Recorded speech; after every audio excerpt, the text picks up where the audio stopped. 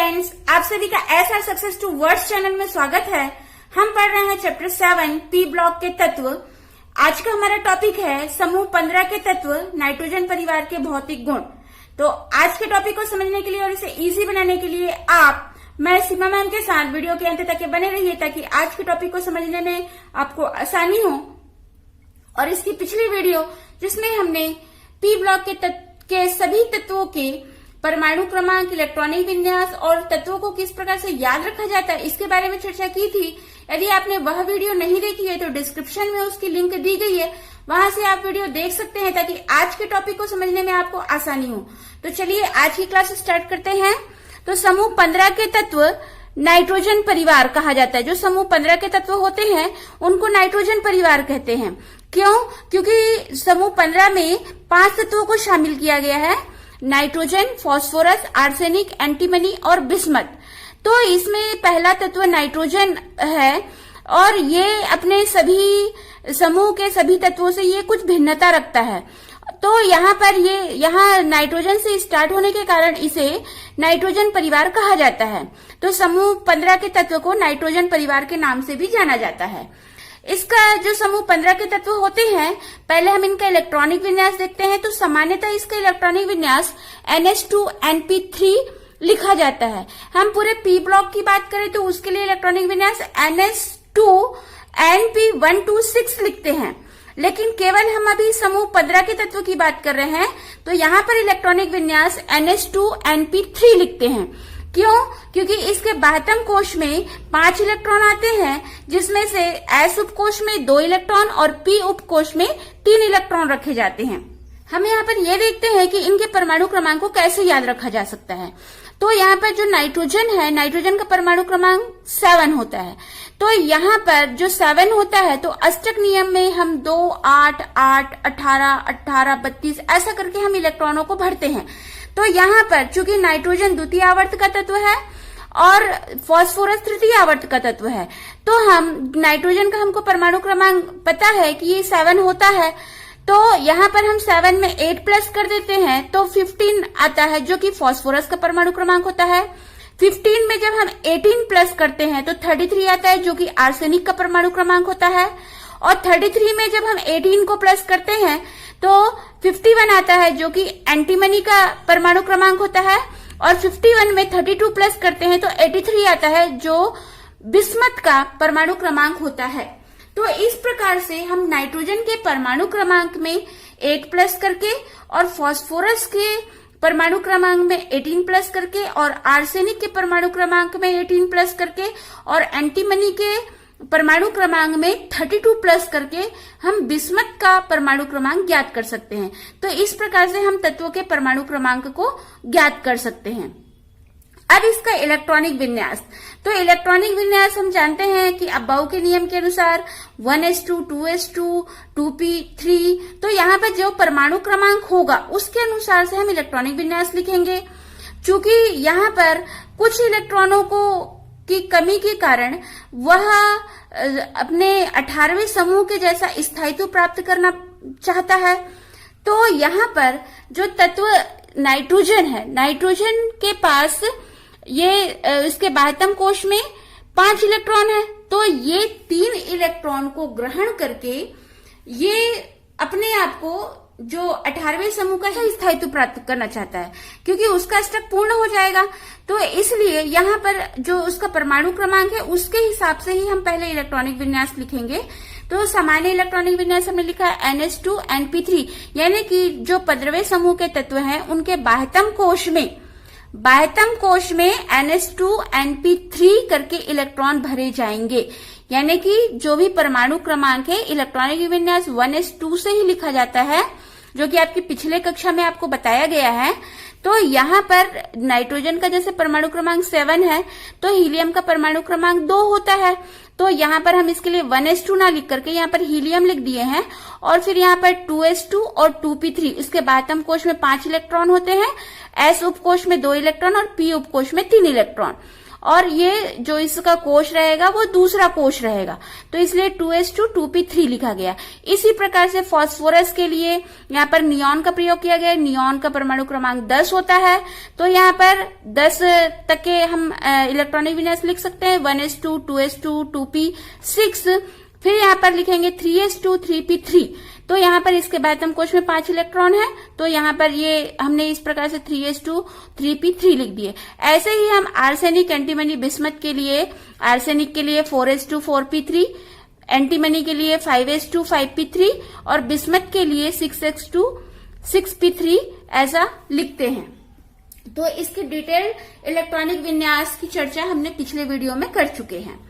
ये हमने देखा 15वें समूह के 5 तत्वों के इलेक्ट्रॉनिक विन्यास को।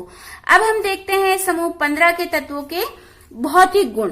अब चूंकि जैसे हमने देखा कि सभी के बाह्यतम कोश में 5 इलेक्ट्रॉन है और सभी में एस उपकोश में 2-2 इलेक्ट्रॉन है और पी उपकोश में 3-3 इलेक्ट्रॉन है, तो यहाँ पर जो 5 इलेक्ट्रॉन है यानी कि सभी में समानता पाई जाती है।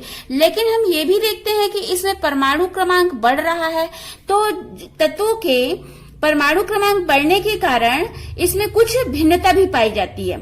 तो इनके गुणों में देखते हैं कि किस प्रकार की भिन्नता होती है।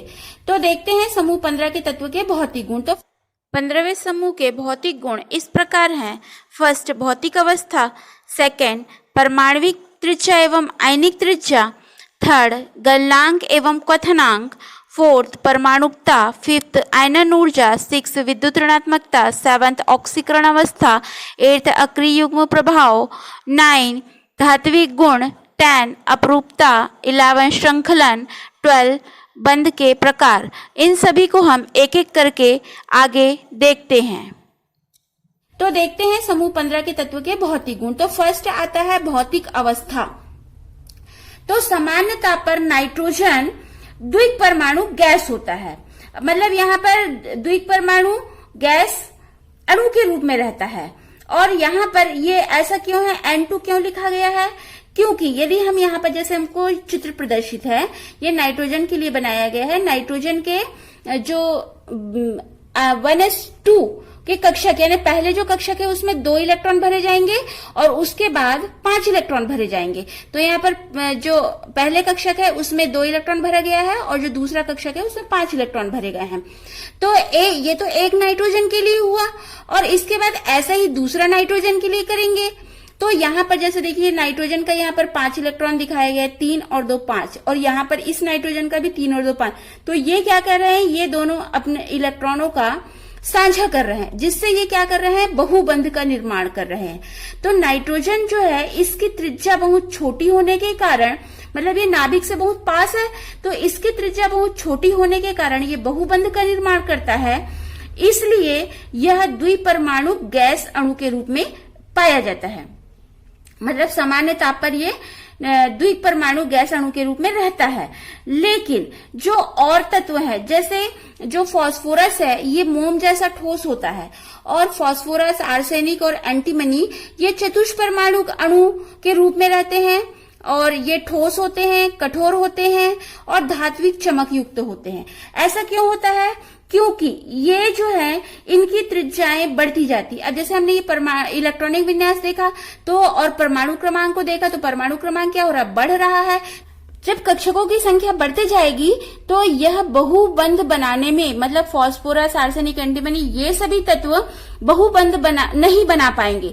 इस वजह से ये चतुष्परमाणु अणु के रूप में रहते हैं। मतलब इसको हम जैसे यहाँ पर चित्र दर्शाया गया, तो ये फास्फोरस जो है P4 करके लिखते हैं, आर्सेनिक 4, एंटीमनी 4 करके लिखते हैं। लेकिन नाइट्रोजन बहुबंध बना लेता है, इस कारण से ये N2 के रूप में लिखते हैं। तो सामान्यतः पर नाइट्रोजन द्विक परमाणु होता है और फास्फोरस, आर्सेनिक, एंटीमनी ये चतुष्परमाणु अणु के रूप में रहते हैं। तो भौतिक अवस्था में हमने देखा कि नाइट्रोजन गैस फॉर्म में रहते हैं, लेकिन और जो फास्फोरस होता है वो मोम जैसा ठोस होता है। ये मोम जैसा ठोस होने के कारण जब इसको गर्म किया जाता है तो ये तुरंत वाष्प में परिवर्तित हो जाता है, और बाकी तत्व भी ठोस होते हैं, धात्विक चमक युक्त होते हैं। सेकंड पॉइंट देखते हैं परमाणविक तथा आयनिक त्रिज्या। अब जैसे नाम से पता चल रहा है, परमाणविक यानी परमाणु की त्रिज्या और आयनिक मतलब आयन की त्रिज्या। तो यहाँ पर यदि हम 15वें समूह को 14वें समूह के तत्वों से कंपेयर करते हैं तो यहाँ पर हमको ये पता चलता है कि इनके जो 15वें समूह के तत्व की परमाणविक और आयनिक त्रिज्या होती है वो 14वें समूह के तत्व से कम होती है। ऐसा क्यों होता है? क्योंकि यहाँ पर देखिए जैसे कार्बन का और नाइट्रोजन का हम कंपेयर करते हैं उसी प्रकार से बाकी तत्वों का भी कंपेयर होगा। तो हम साधारण समझने के लिए कि कार्बन का परमाणु क्रमांक 6 होता है, उसके लिए हम इलेक्ट्रॉनिक विन्यास जो है 1s2 2s2 2p2 लिखते हैं। यहाँ पर 1s2 नहीं लिखा गया है, यहाँ पर 2s2 और 2p2 ही लिखा गया है। तो यहाँ पर जो बाह्यतम कोश है इसके बाह्यतम कोश में 4 इलेक्ट्रॉन है। और यहाँ पर 15वें समूह में नाइट्रोजन को देखेंगे तो यहाँ पर क्या है, यहाँ पर भी 1s2 2s2 2p3, इसका हमने 1s2 नहीं लिखा है, यहाँ पर 2s2 2p3 लिखा है। जो अंतिम कोश का इलेक्ट्रॉन है बस उसी को दर्शाया गया है। तो यहाँ पर ये दूसरा नंबर का कक्षक है और ये भी दूसरे नंबर का कक्षक है, लेकिन अंतर क्या है कि यहाँ पर 4 इलेक्ट्रॉन है उसके बाह्यतम कोश में और इसमें 5 इलेक्ट्रॉन है। तो यहाँ पर जैसे देखिए कि पहले कक्षक में 2 इलेक्ट्रॉन और फिर बाह्य कक्षक में 4 इलेक्ट्रॉन दर्शाया गया। तो इसमें नाभिक से इस कक्षक की दूरी जो रहेगी उसकी अपेक्षा जो 15वां समूह है उसमें क्या होगा, 1 इलेक्ट्रॉन बढ़ जाएगा, मतलब नाभिक में प्रोटॉन की संख्या भी बढ़ जाएगी। तो यहाँ पर इसका आकर्षण क्या होगा, और अधिक हो जाएगा, मतलब नाभिक जो है इलेक्ट्रॉन को अपनी तरफ खींचेगा। तो इसकी जो त्रिज्या होगी उससे भी कम त्रिज्या 15वें समूह के तत्व की होगी। तो इस प्रकार से 14वें समूह और 15वें समूह का जब कंपेयर करते हैं तो इसमें परमाणविक त्रिज्या 14वें समूह की अधिक होती है और 15वें समूह की कम होती है। क्यों होती है? क्योंकि नाभिक से आकर्षण अधिक है, क्योंकि यहाँ पर नाभिकीय आवेश बढ़ रहा है, इसलिए 15वें समूह की त्रिज्या 14वें समूह की त्रिज्या से कम होगी। यदि हम 15वें समूह की बात करें कि इसकी परमाणविक त्रिज्या और आयनिक त्रिज्या क्या होगी, तो यहाँ पर जैसे हम देख रहे हैं कि इसमें जो तत्व है यदि हम ऊपर से नीचे की ओर आते हैं तो इसमें परमाणु क्रमांक बढ़ रहा है। परमाणु क्रमांक बढ़ रहा है इसका मतलब है जैसे हमने ये नाइट्रोजन के लिए बनाया ये प्रथम कक्षक, ये द्वितीय कक्षक। तो यहाँ पर क्या होगा, इससे जो आकर्षण है, अब जैसे जैसे परमाणु क्रमांक बढ़ेगा तो कक्षक की संख्या भी क्या होगी, बढ़ते जाएगी। ये नाइट्रोजन के लिए है, ये फास्फोरस के लिए, ये आर्सेनिक के लिए, ये एंटीमनी के लिए, ये बिस्मथ के लिए। तो इस प्रकार से इनकी क्या हो रही है, त्रिज्या जो है बढ़ रही है।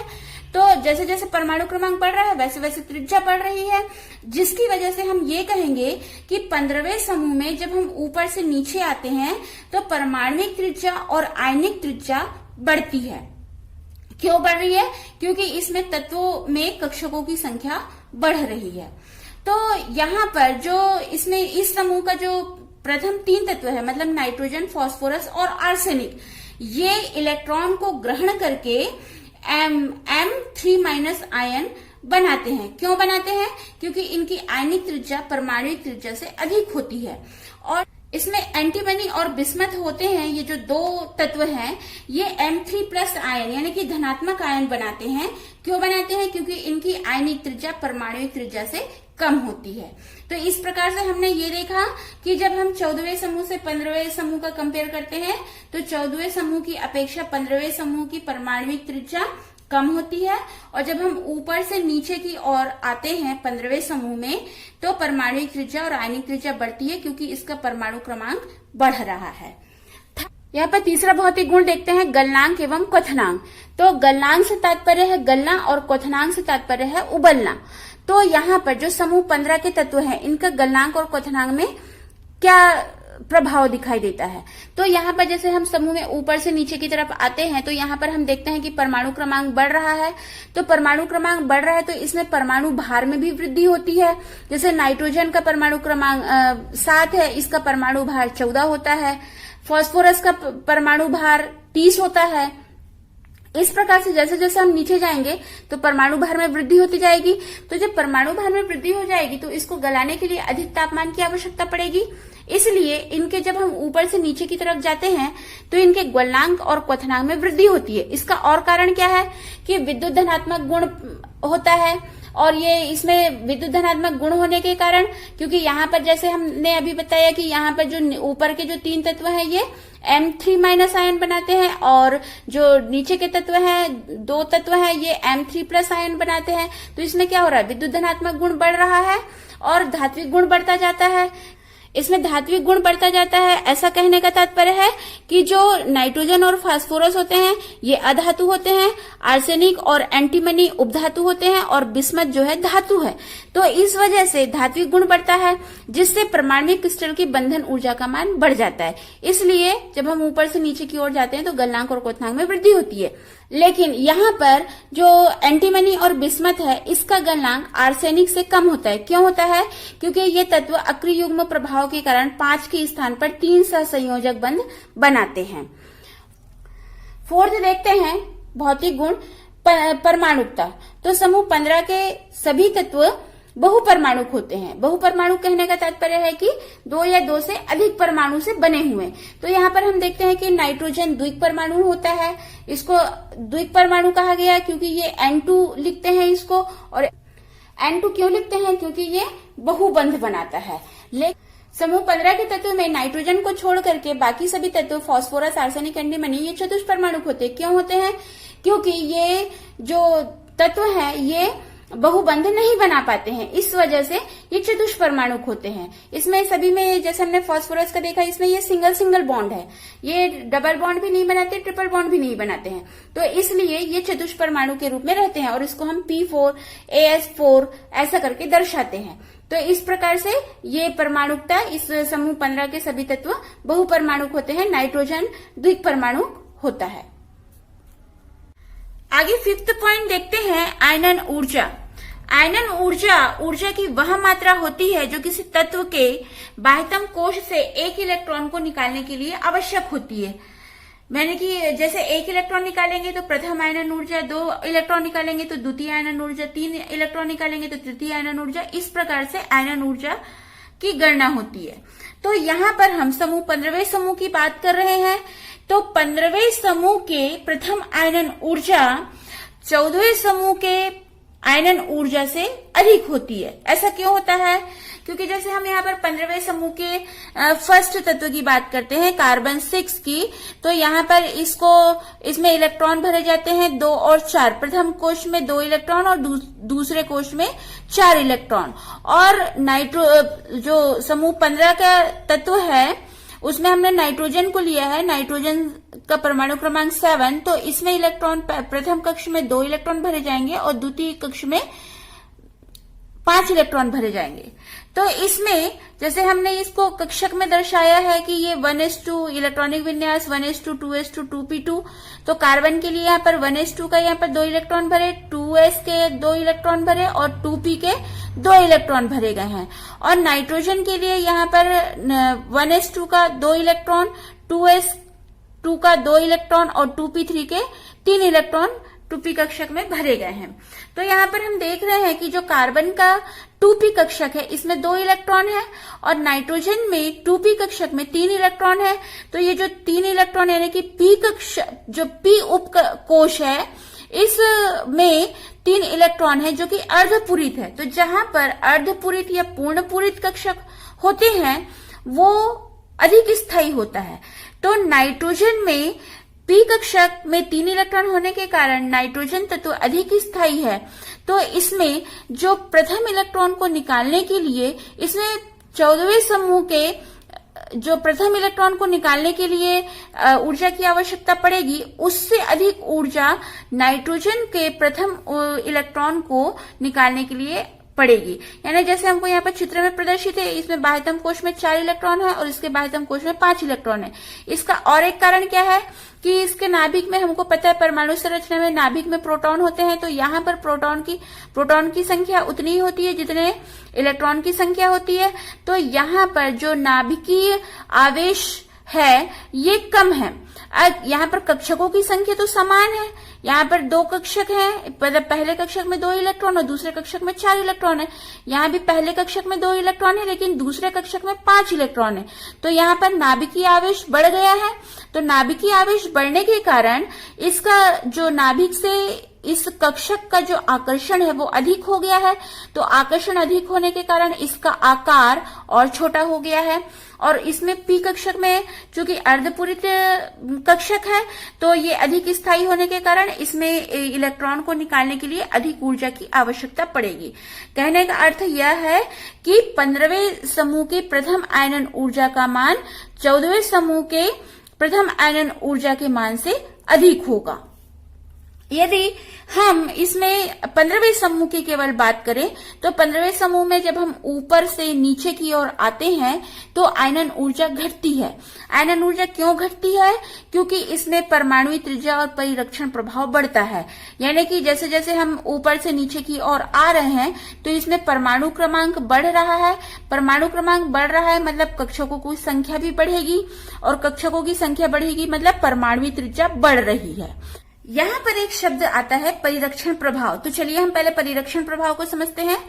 तो किसी भी तत्व का परमाणु संरचना होता है जिसमें परमाणु संरचना में मध्य में नाभिक होता है और नाभिक के चारों तरफ इलेक्ट्रॉन गति करते हैं। तो जो इलेक्ट्रॉन गति करते हैं नाभिक इसको आकर्षित करते हैं, मतलब यहाँ पर नाभिक की आकर्षण बल कार्य करता है। तो जो नाभिक में प्रोटॉन और न्यूट्रॉन होते हैं तो प्रोटॉन जो है धनावेशित होता है और इसके चारों तरफ जो इलेक्ट्रॉन होता है वो ऋणावेशित होता है। तो यहाँ पर प्रोटॉन के धनावेशित होने और इलेक्ट्रॉन के ऋणावेशित होने के कारण इनके मध्य में आकर्षण होता है, जिससे इलेक्ट्रॉनों को ये जो नाभिक है वो आकर्षित करके रखते हैं और इलेक्ट्रॉन इधर उधर नहीं होते हैं, ये अपने स्थान पर रहते हैं। लेकिन जो कक्षकों में इलेक्ट्रॉन गति करते हैं, यदि जैसे हम इन इलेक्ट्रॉन को देखें तो ये इलेक्ट्रॉन एक दूसरे को प्रतिकर्षित करते हैं। क्यों करते हैं? क्योंकि इलेक्ट्रॉन, दोनों इलेक्ट्रॉनों के पास ऋणावेश है, तो जो समान आवेश होने के कारण ये एक दूसरे को प्रतिकर्षित करते हैं। तो इस प्रकार से हम ये देखते हैं कि जो नाभिक के पास प्रोटॉन है जो धनावेशित है और इलेक्ट्रॉन के पास ऋणावेश है, तो इसके कारण धनावेश और ऋणावेश होने के कारण ये एक दूसरे को आकर्षित करते हैं और आकर्षण होने के कारण यहाँ पर नाभिक की आकर्षण बल कार्य करता है। लेकिन इलेक्ट्रॉन के पास सामान्य आवेश होने के कारण ये एक दूसरे को प्रतिकर्षित करते हैं। अब यहाँ पर हमको परिरक्षण प्रभाव को समझना है। तो यहाँ जो कक्षक है, जैसे हम ऊपर से नीचे की तरफ आते हैं तो यहाँ पर बोला जा रहा है कि जो आयनन ऊर्जा है, आयनन ऊर्जा घटती है। क्यों घटती है? क्योंकि इसमें परमाणु त्रिज्या भी बढ़ रही है और परिरक्षण प्रभाव बढ़ रहा है। तो परिरक्षण प्रभाव में क्या होता है, जैसे जैसे हम समूह में ऊपर से नीचे की ओर आ रहे हैं तो ऊपर से नीचे की ओर आने पर परमाणु क्रमांक बढ़ रहा है। परमाणु क्रमांक बढ़ने के साथ साथ उनमें कक्षकों की संख्या भी बढ़ रही है। अब परमाणु क्रमांक बढ़ रहा है तो कक्षकों की संख्या बढ़ेगी, तो कक्षकों की संख्या बढ़ेगी मतलब वहां पर इलेक्ट्रॉन भी बढ़ रहे हैं।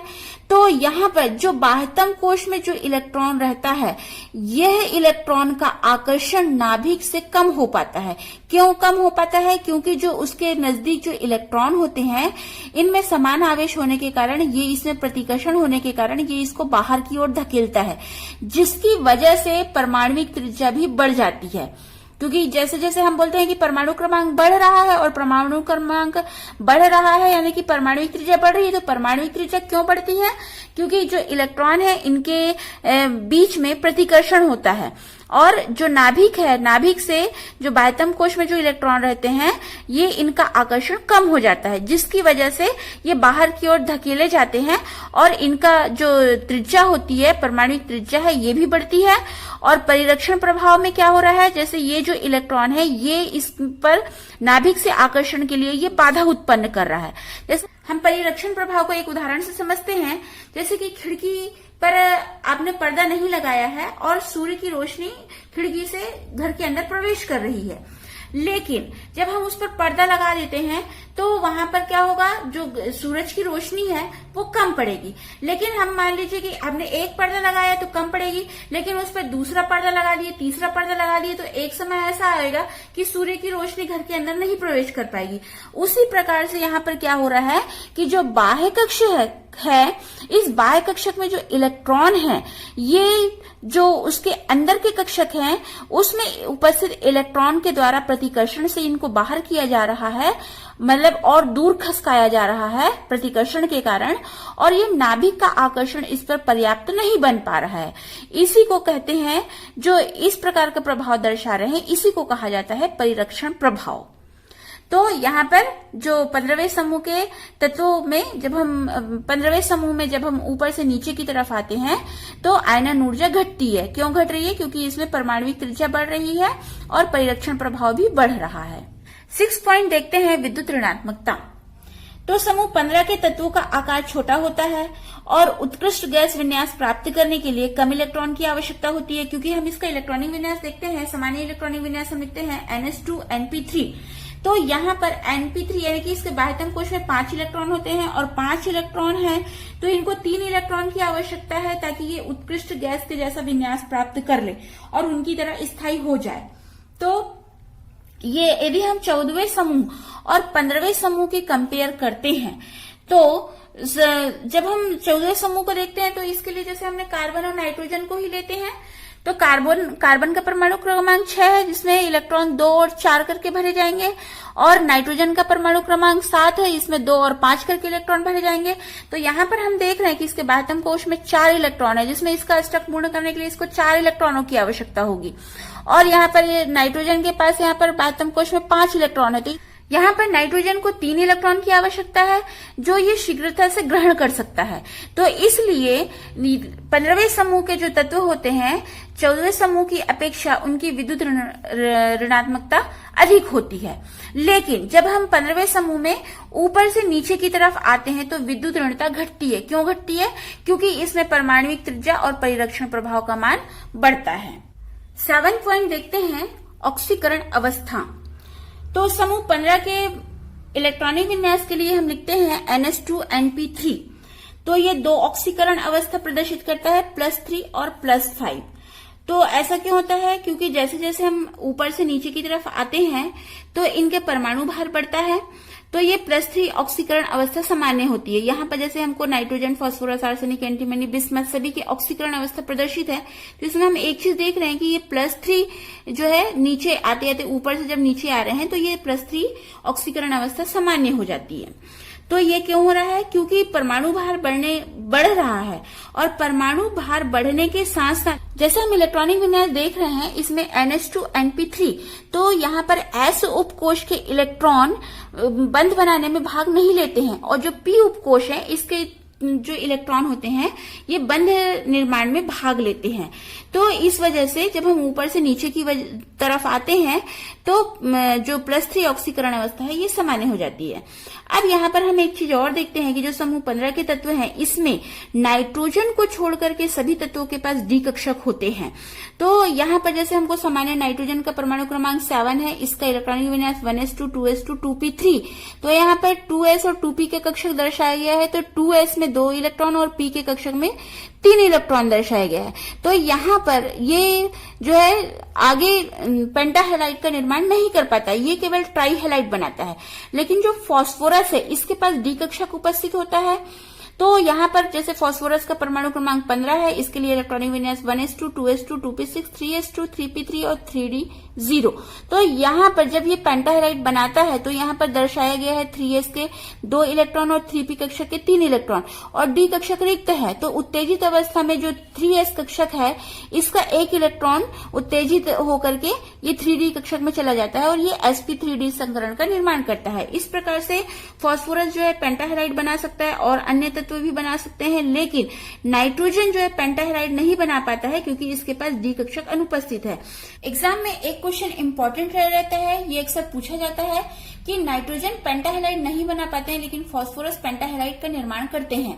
तो यहाँ पर चूंकि फास्फोरस के पास D कक्षक उपस्थित होता है और ये sp3 संकरण में भाग लेते हैं, लेकिन नाइट्रोजन के पास D कक्षक अनुपस्थित होता है, जिसकी वजह से ये पेंटाहेलाइड नहीं बना पाता है। और यहाँ पर जो समूह 15 के तत्व का संयोजी कोश में इलेक्ट्रॉनिक विन्यास NH2NP3 होने के कारण इलेक्ट्रॉन ग्रहण करके ये N3- आयन बनाने की प्रवृत्ति इसमें पाई जाती है। तो जो हाइड्राइड होते हैं, हाइड्राइड के बनने में इनकी ऑक्सीकरण संख्या -3 होती है। जैसे यहाँ पर नाइट्रोजन और हाइड्रोजन से मिलकर के अमोनिया बना है, तो यहाँ पर इसकी ऑक्सीकरण संख्या -3 है। नाइट्रोजन और फास्फोरस -2 ऑक्सीकरण हाइड्रोजन और डाइफॉस्फीन में प्रदर्शित करते हैं। नाइट्रोजन और फास्फोरस +4 ऑक्सीकरण अवस्था भी प्रदर्शित करते हैं। नाइट्रोजन और फास्फोरस में एकाकी इलेक्ट्रॉन युग्म उपस्थित होने के कारण जो अमोनिया और फॉस्फीन ये अणु लुईस क्षारक की भांति व्यवहार करते हैं। 8th पॉइंट देखते हैं, अक्रिय युग्म प्रभाव। जो समूह 15 के तत्व के लिए इलेक्ट्रॉनिक विन्यास हम लिखते हैं NH2NP3, तो यहाँ पर जो 2 इलेक्ट्रॉन S उपकोष में भरे जाते हैं और 3 इलेक्ट्रॉन P उपकोष में भरे जाते हैं, तो ये सामान्यतः इसको +5 ऑक्सीकरण अवस्था प्रदर्शित करना चाहिए, लेकिन ये +5 और +3 दोनों प्रकार के ऑक्सीकरण अवस्था प्रदर्शित करता है। तो ये देखा गया है कि जब ये हम ऊपर से नीचे की तरफ यानी नाइट्रोजन से जब बिस्मथ की तरफ आते हैं, तो यहाँ पर +3 ऑक्सीकरण अवस्था सामान्य हो जाती है, यानी कि ये अधिक स्थायी होती है। इससे ये स्पष्ट होता है कि जो इलेक्ट्रॉनिक विन्यास हम NH2NP3 लिखे हैं, उसमें जो S कक्षक के इलेक्ट्रॉन युग्म है ये बंध निर्माण में भाग नहीं लेते हैं, लेकिन जो P कक्षक के इलेक्ट्रॉन है ये बंध बनाने में भाग लेते हैं। तो इसी प्रभाव को ही कहा जाता है अक्रिय युग्म प्रभाव। और इसमें जो NH2 इलेक्ट्रॉन युग्म होता है इसको अक्रिय युग्म कहते हैं। इसको जो है सबसे पहले सिज्विक नाम के साइंटिस्ट ने 1933 में इस प्रभाव को समूह 13, समूह 14 और समूह 15 के भारी तत्वों में देखा था। नेक्स्ट 9th पॉइंट है धात्विक लक्षण। तो समूह 15 के तत्व कम धात्विक होते हैं। जब हम समूह में ऊपर से नीचे की तरफ आते हैं तो परमाणु क्रमांक बढ़ने के साथ साथ में धात्विक गुण बढ़ता है, यानी कि जो नाइट्रोजन और फास्फोरस होते हैं ये अधातु होते हैं, आर्सेनिक और एंटीमनी उपधातु होते हैं और बिस्मथ धातु होते हैं। तो ऐसा क्यों होता है? इसका कारण यह है कि जो हम जब ऊपर से नीचे की तरफ आते हैं समूह में, तो यहाँ पर धात्विक गुण बढ़ रहा है। क्यों बढ़ रहा है? क्योंकि आयनन एंथैल्पी में कमी होती है और परमाणविक आकार यानी कि जो उसकी परमाणविक त्रिज्या है उसमें वृद्धि होती है। इस कारण से धात्विक गुण जब ऊपर से नीचे आते हैं तो बढ़ता है। भौतिक गुण में 10 पॉइंट है अपरूपता। नाइट्रोजन को छोड़ करके अन्य तत्व एक से अधिक रूपों में पाए जाते हैं, जैसे फास्फोरस सफेद फास्फोरस, काला फास्फोरस, लाल फास्फोरस के रूप में पाया जाता है। आर्सेनिक पीला आर्सेनिक, स्लेटी आर्सेनिक, काला आर्सेनिक के रूप में पाया जाता है। और एंटीमनी पीला एंटीमनी जिसे अल्फा एंटीमनी और काला एंटीमनी जिसे बीटा एंटीमनी भी कहा जाता है। 11 पॉइंट श्रृंखलन। किसी तत्व के परमाणुओं में परस्पर जुड़कर लंबी श्रृंखला बनाने के गुण को श्रृंखलन कहते हैं। जैसे हम देखते हैं कार्बन कार्बन मिल करके बहुत लंबी श्रृंखला का निर्माण करते हैं। तो इसमें जो समूह 15 के तत्व होते हैं इसमें परमाणु क्रमांक में वृद्धि के साथ में श्रृंखला बनाने की प्रवृत्ति में कमी आती है। जैसे हम नाइट्रोजन से बिस्मथ की तरफ जाते हैं तो ये श्रृंखला बनाने में की प्रवृत्ति जो है इसमें कम होती है। अभी तक के 8 नाइट्रोजन परमाणु और 5 फास्फोरस परमाणु और 2 आर्सेनिक परमाणु के श्रृंखलित यौगिक बनाए जा चुके हैं। नाइट्रोजन के 2 परमाणुओं की श्रृंखला नाइट्रोजन अणु और हाइड्रोजन और 3 परमाणुओं की श्रृंखला एजाइड आयन N3- बनाता है। जैसे हम कार्बन को देखते हैं, कार्बन कार्बन मिल करके एक लंबी श्रृंखला बनाते हैं। जो कार्बन है ये कार्बन कार्बन के बीच में सिंगल बॉन्ड, डबल बॉन्ड और ट्रिपल बॉन्ड भी होता है, लेकिन नाइट्रोजन में सिंगल बॉन्ड दुर्लभ होता है। क्यों होता है? क्योंकि नाइट्रोजन परमाणु पे जो एकाकी इलेक्ट्रॉन युग्म उपस्थित होते हैं इनमें प्रतिकर्षण होता है।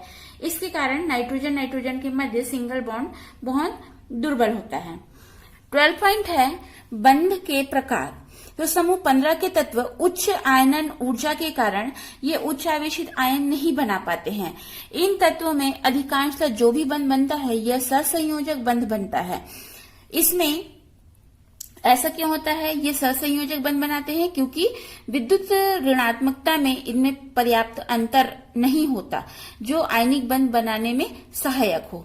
इसमें इस समूह में नाइट्रोजन ही ऐसा तत्व है जो N3- ऋणायन बनाता है और यह उच्च धन विद्युतीय धातुओं जैसे सोडियम, कैल्शियम, मैग्नीशियम, लिथियम के साथ संयोग करके नाइट्राइट यौगिक बनाते हैं। कुछ परिस्थितियों में एंटीमनी और बिस्मथ, ये एंटीमनी 3+ धनायन और बिस्मथ 3+ आयन बनाते हैं। आपको वीडियो पसंद आया तो लाइक कीजिए, शेयर कीजिए और मेरे चैनल को फर्स्ट टाइम वॉच कर रहे हैं तो सब्सक्राइब कीजिए, बेल आइकन को दबाइए ताकि वीडियो की नोटिफिकेशन आपको सबसे पहले मिले। और आपने मेरे चैनल को सब्सक्राइब किया है तो आपका बहुत बहुत थैंक्स। यदि आपने सब्सक्राइब नहीं किया है तो प्लीज़ उसको सब्सक्राइब कीजिए। आपका एक सब्सक्राइब मुझे मोटिवेट करता है आगे वीडियो बनाने के लिए। और इंस्टाग्राम पर सीमा साहू 179 को फॉलो कीजिए। Thanks for watching this video.